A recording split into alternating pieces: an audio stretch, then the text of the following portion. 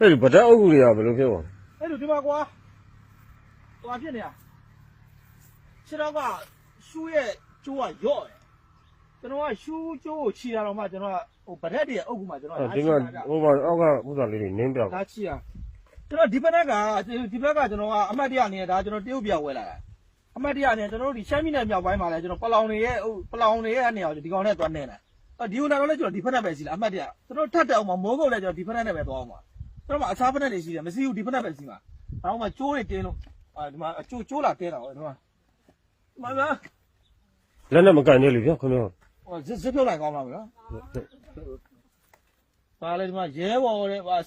ရဲဘော်တဲ့ဇင်မရောက်စာကလေးတဲ့မိုးချိုးစစ်ကြောင်းတဲ့ဒီမှာ MDYPD ရတဲ့ဒီမှာတို့ဒါရကျွန်တော်တို့ကထားလို့မရဘူးပြည်သူနဲ့မတင့်တဲ့နေရာအမြင်မတင့်တဲ့နေရာလမ်းမရဲဘေးဒါတွေကိုကျွန်တော်တို့ကအောက်က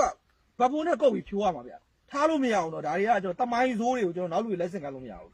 ဒီမှာဖက်နဲ့လာရှိတာထပ်လာလိမ့်မယ်အဲ့ပုံစံလေးအကုန်ဖြိုးမှာတော့ထားလို့မရဘူးဒါတွေ